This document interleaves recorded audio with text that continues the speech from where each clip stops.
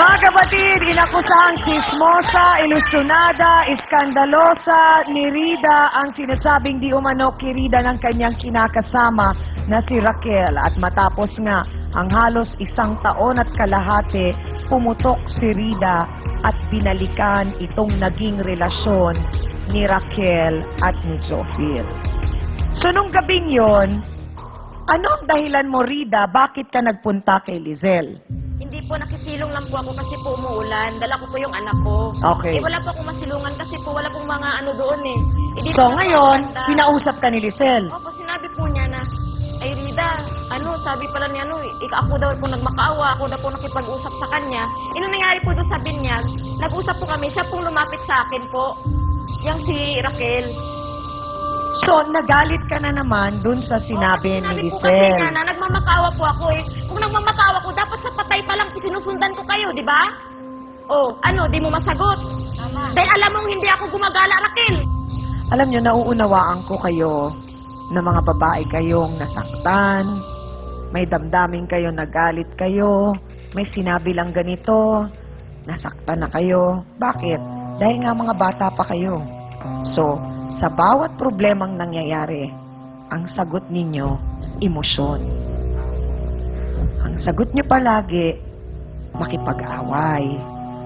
Hindi man lang kayo sumusugod sa gera na iniisip ninyo, saan ba yung babariling ko? Hindi. Pumasok na kayo sa gera, barilan na kagad. Hindi pa kayo nakakaasinta kung sino ba yung taong dapat na asintahin ninyo.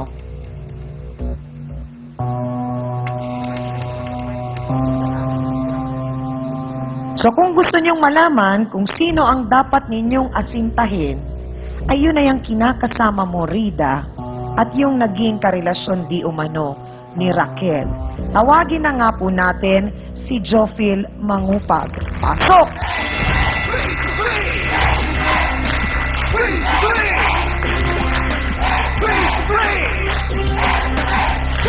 Jofil, diretsahang tanong, may naging relasyon kayo ni Raquel? Meron. Anong nangyari? Bakit nagkaroon kayo ng relasyon ni Raquel? May naging problema ba kayo ni Rida? Wala naman po. So gusto mo lang? Gusto ko lang po. Bakit? Yung time po yun kasi kinukonsildi po ako ng mga kaibigan ko na lapitan ko raw si Raquel. Tapos yun. So nadala ka sa buyo ng mga kaibigan mo. Opo. Okay. So ibig sabihin, gusto mo rin, Jofil.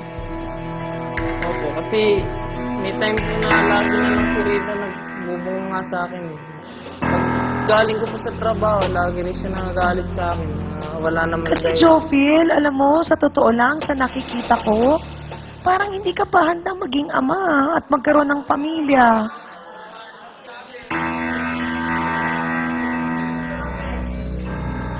Rida, kanina mo pa sinasabi, ikaw ang asawa, ikaw ang mahal, ikaw ang pinili niya.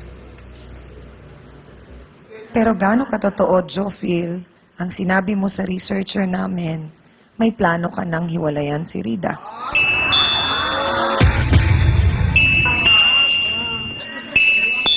Totoo ba yun? Totoo po yun kasi yun nga po yun na lagi po ako nasasakal sa mga sinasabi ni Rita eh. Laging nagbubunga nga kahit hindi ko naman ginagawa. May time na po na ginagawa niya sa akin. Kaya nasabi ko po sa kanya. Alam mo, Jobel, hindi ako nagbubunga nga. Kung wala kang ginagawa, alam mo yan na ako nasa bahay lang. Inasikaso yung anak natin, alam mo yan. Alam mo yan, 2 bata, ako nag-asikaso. Ikaw, nagtatrabaho lang. Tapos nangyari yung naging kayo ni Raquel. Inano ko ba kayo? Dapat nga, kayo ang mahiya eh.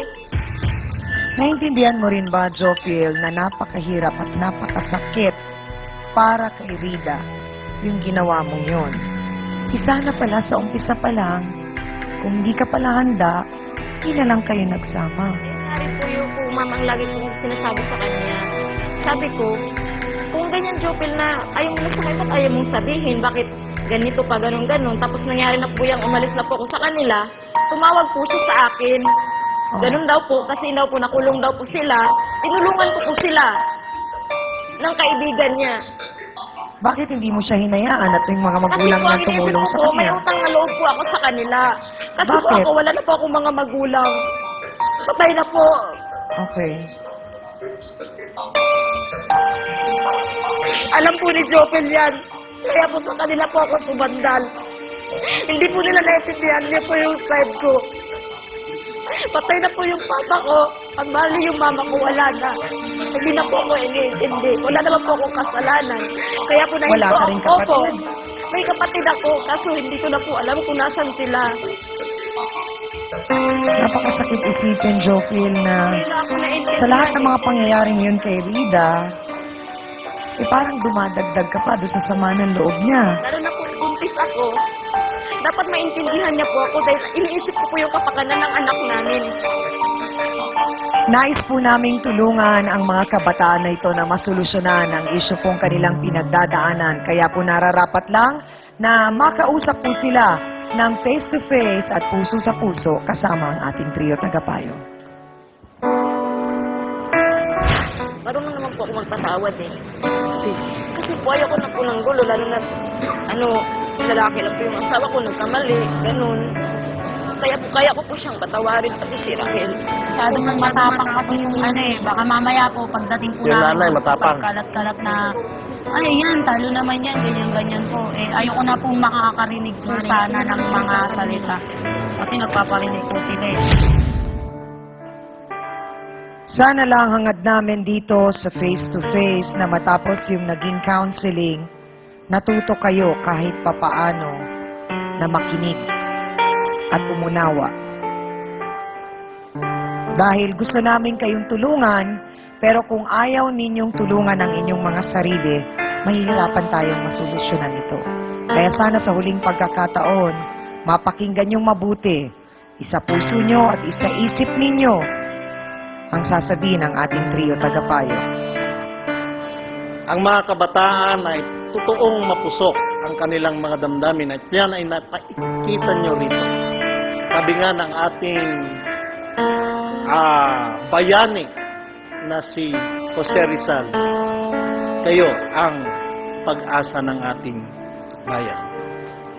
Ngunit ito ba ang magiging kabataang pag-asa ng bayan? Na nakikitang sa kanilang murang gulang na ito nagbabangayan, nagtuturuan, nagkakasakitan, at higit sa lahat, nagtitiryahan. Jofil, alam mo ba na ikaw ang naging punot dulo ng lahat ng ito? Itong si Rida, nalungkot ako nung sabi niyang nagdidepende na lamang sa iyo at sa iyong pamilya dahil ito palang batang ito, wala ng magulang. Parang naging captive siya. Parang naging alipin siya ng sirkumstansya na dahil wala na siyang masulingan, wala na siyang mapuntahan, nasa iyo ngayong kanlungan. Kaya sana pakiusap ko, Jopil, sa pamamagitan ng programang ito at sa kasaysayang ito, matuto ka na. Harapin mo na yung responsibilidad mo dito kay Rida at sa dalawa mong anak sa kanya at karapat-dapat lamang na ikaw ang umayos sa lahat ng gusot na ito. Yun lang.